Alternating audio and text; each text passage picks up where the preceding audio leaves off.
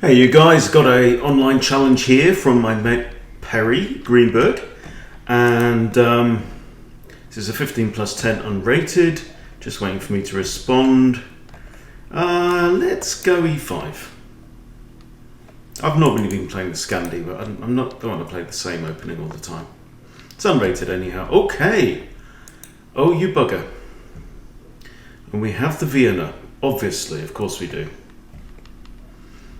Alright, so what should we do? What shall I do? If I go here, oh dear, this is why I don't play e4, e5. Go on, let's do it. Let's do it. If he plays the Vienna Gambit, I'm going to go with this one. Congrats on the climb back to 1600. I'm 1616 at the moment, but my brain is not on top form today, so I'm not playing rated stuff today. I played a handful of blitz games. Okay, and now we go with this. So I think the normal move is FE, and then I can take that.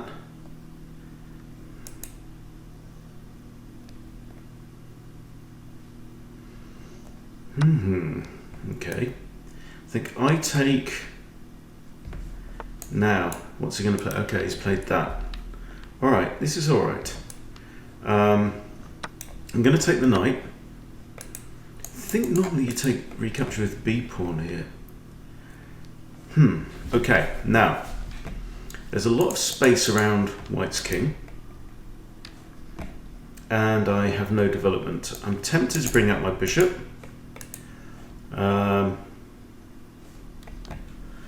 There's no immediate threats. Am I worried about this? I can just push. Let's bring out the bish. Bring out the bish. Bring it out the bish. Boom, boom, boom. Yeah, it's been a funny old day.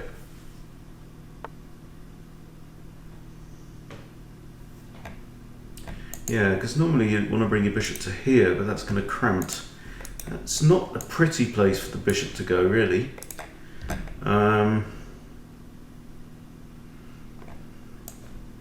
If I develop my other bishop, I'm a knight down. I've got one knight to develop. This knight can come out at any time. If I develop my other bishop here, it stops white from castling at least. This knight's pinned. So we're starting to create, you know, elements of pressure. Also got knight d7, hits this pawn, whose only defender, it has to be said, is pinned. The same can be said for knight c6, also hit the pawn.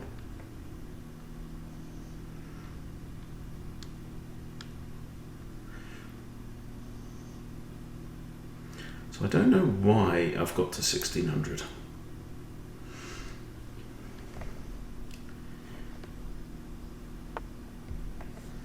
Okay.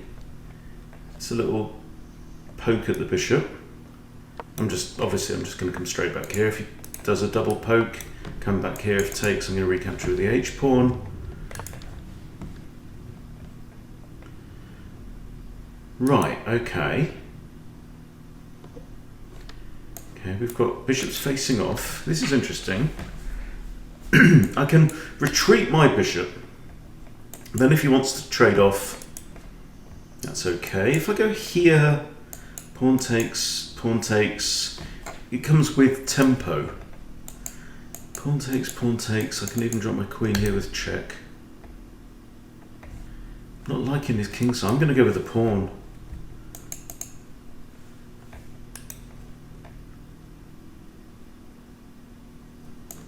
So ready to recapture on either of these squares. White feels a little overextended. Let's look at it from White's perspective. White wants to castle long. Okay, let's flip back.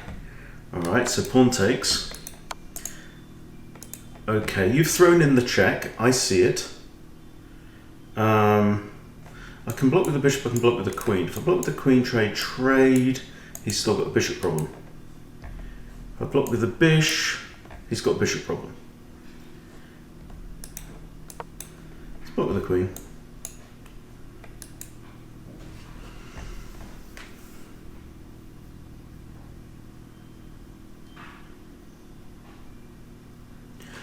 Some interesting news to share shortly about Chess Bootcamp Live.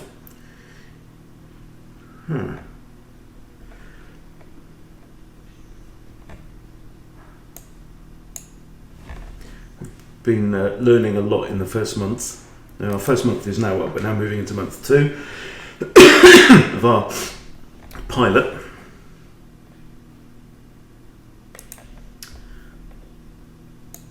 If he takes there, I have to trade queens, don't I?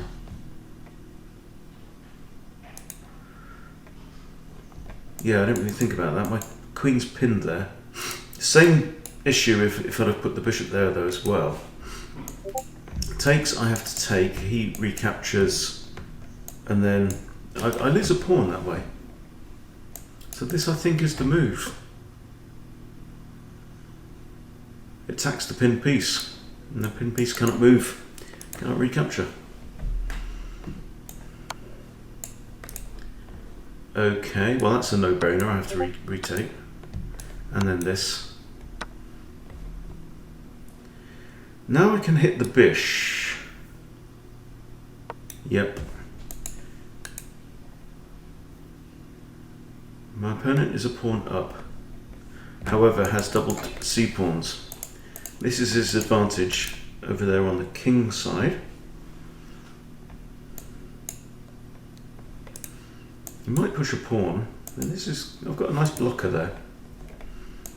Bishop's guarding that square. Might have to just develop my king.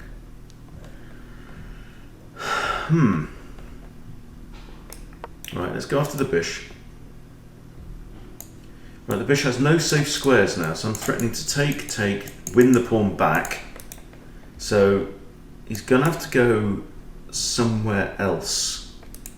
If he goes here, I've got this, which again will force him... It's like he could end up with only d4. I don't really want to trade on d4 because it undoubles his pawns, but I'd like to be able to get in castles. That's my immediate goal. Just depends where he goes. If he goes here, I'll just do that.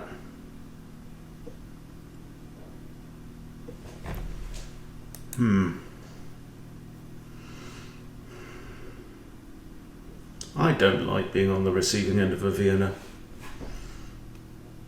Now I know how my opponents feel. So the bishop can't go there or there. So he's really going to have to relinquish this diagonal.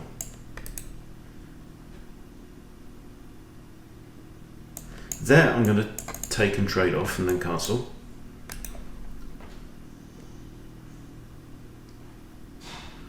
What are you going to do?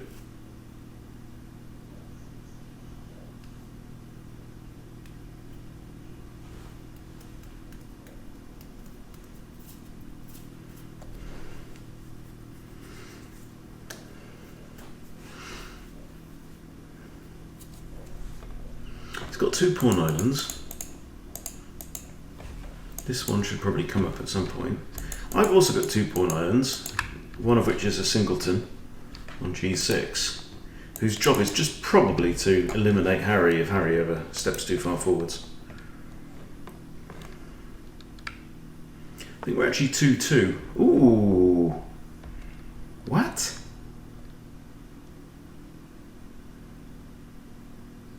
Now I'm really tempted to take. If I take, king moves, I can just chuck my king in there. Okay, now I can castle. Happy days. That's what I wanted to do. And now I have the only bishop. And it's a bishopy board with lots of lines, lots of dark, lovely dark lines around. This knight's going to be a bit plodding, I think. I may be tempted to force an exchange of rooks, try and simplify down material. I'm still a pawn down for the time being, but how does he defend that?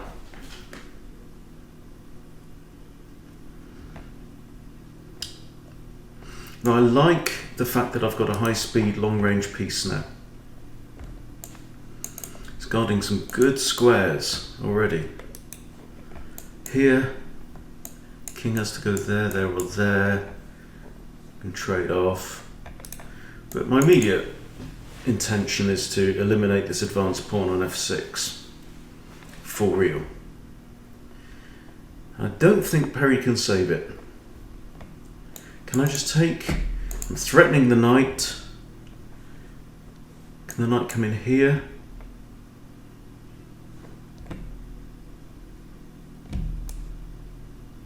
Might do. I'm not too bothered. Right, the knight can't move with check. That's important. He's on a dark square, my king's on a light square. Let's keep it that way. If I go here, he takes. I simply grab him. But otherwise, I'm threatening like this to double up. And the thing is, he can't. Hang on. He does that. I do this. He doubles up rooks. I add another. Knight moves out the way. I can't capture the knight because rook takes here, and I'm okay. Right, I'm just going to trade off. I'm going to simplify. No brainer. No brainer. Okay, my bishop's under attack. Do I want to put my bishop here or here?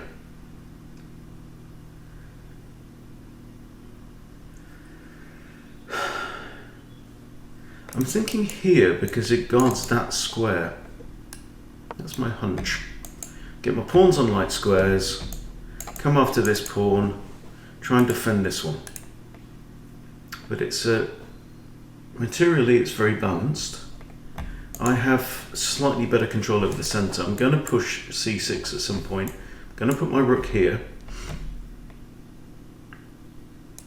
Difference is that my bishop, although it can zip around the board, can only land on half the squares. Whereas this knight can potentially land on every single one. The knight comes down, just push c6.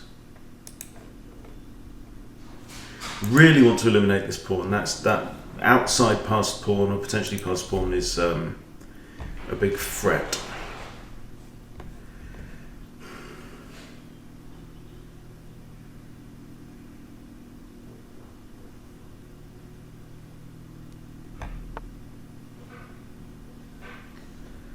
Haha.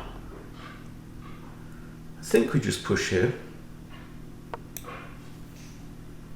Knight comes there, I can put my rook on g8 and defend the pawn. There's no worries.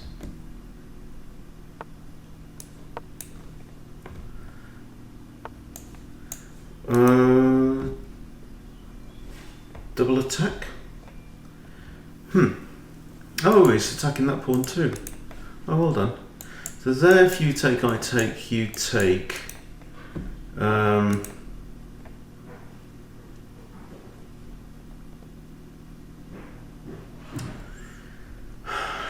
do I want to do? Do I want to give up this pawn and protect this one, takes?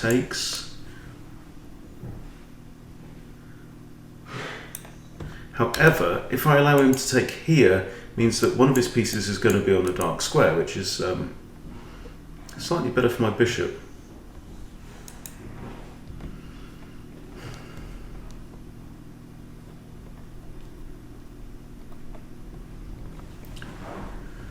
So let's think this through.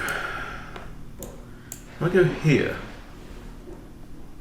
his rook can't take because I get the knight. If I go here, his knight can't take because I get the rook. If he grabs here, I get the knight. So it's like one of those double pin situations. This piece is the only defender of that piece, right? But if this piece moves, that one's undefended.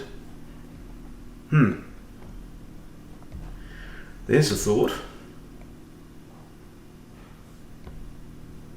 Can I increase the pressure with king d7? Would that increase the pressure? No, because it puts my king in a checkable square. Although I'm defending the rook, and wherever his knight goes, I can snatch it off. So that might work. King d7, knight goes here, I just grab it. Rook's defended. King d7, knight goes here, I just grab it.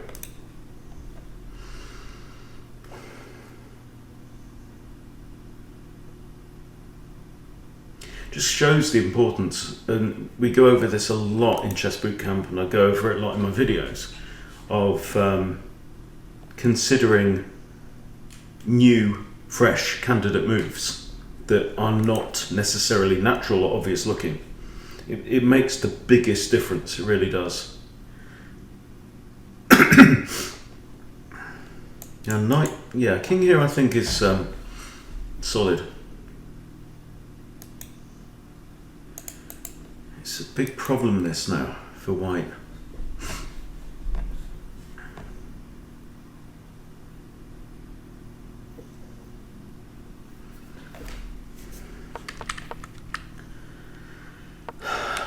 Because he's moved his rook away from a square it was defended to a square it isn't defended. And yes, he's attacking two things. And this one he's attacking twice, and it looks good. And it wasn't until I thought of this kind of, I don't know what you call it. Okay, right, fair enough. Good move, yeah. So now he's put his rook back on a square where it is defended. Okay, so can I go here? Knight goes there, I win it. Yeah, I can. Centralizing the king. Now, with the board like this, and pawns on both sides of the board, it favours the bishop. Oh, okay, and I've just lost the pawn. Okay, so now I'm going to creep over here. Pawn can't move. Probably want to play this. Just open up another line for my bishop and defend this guy.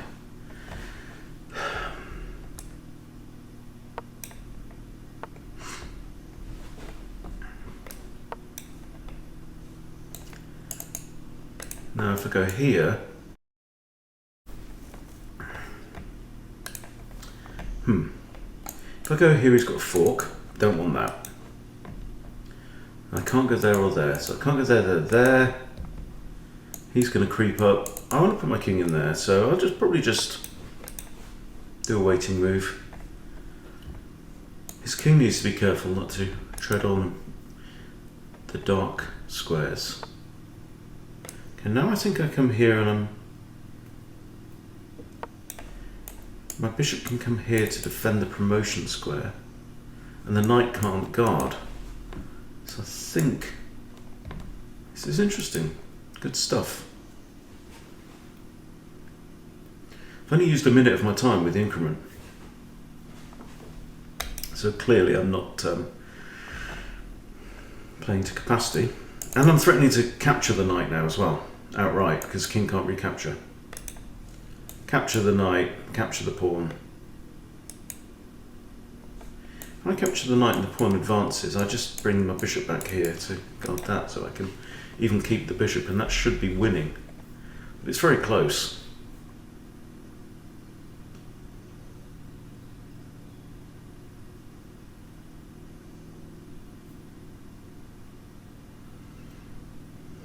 Perry's using his time better than I am.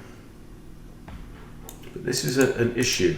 If he goes here, right, so I don't think he can come there because I just take and my bishop can come there and it's safe. And the king can't touch anything. If he comes here and hits the bishop, I'll probably just come there anyway.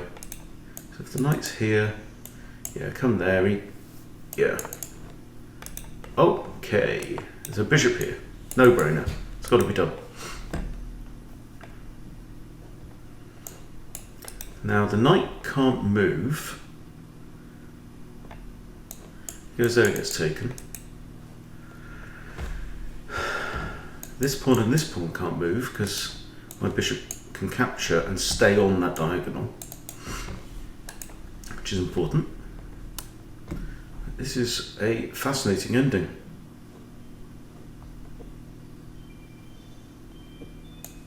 If I take,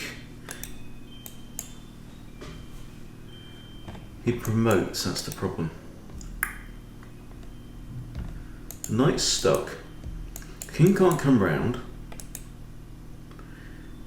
It's kind of looking a bit drawish, isn't it?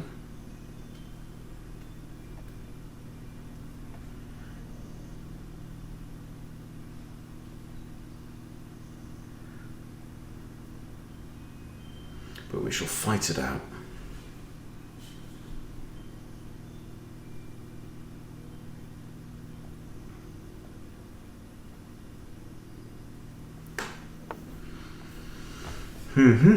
Okay. I'll just do that.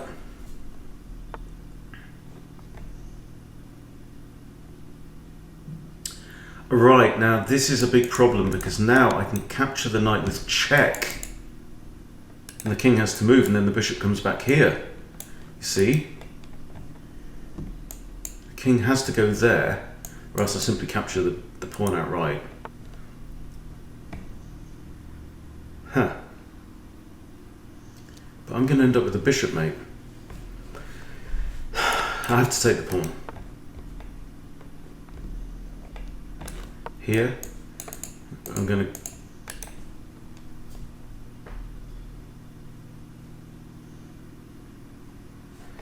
He can't take that one. He can take these two backwards ones. This really wants calculating, doesn't it? Takes. Here. I've got to get my king back. It's not over yet. He's saying good game, but it's not over yet.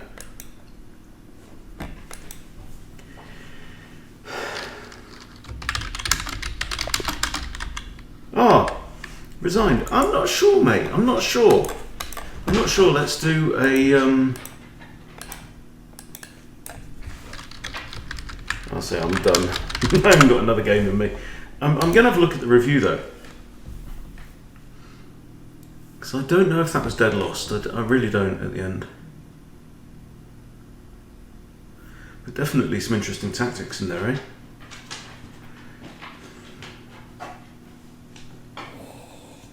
Strong coup. Let's see.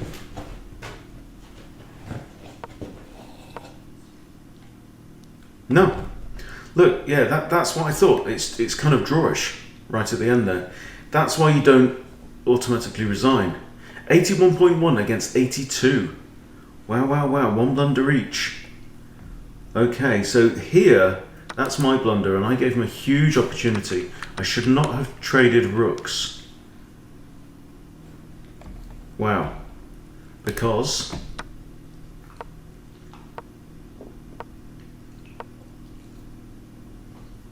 I don't see how I'm losing material there. Best move was this, and that's drawing. Really interesting. So yeah, I mean obviously that's the blunder from white, because check is it's such a critical. I mean that you know. So, but even so, it wasn't lost. Even so, with that blunder, he was in a winning position, right? And with that blunder, it's 0.05 in black's favour. So with accurate play, Perry could have held that game.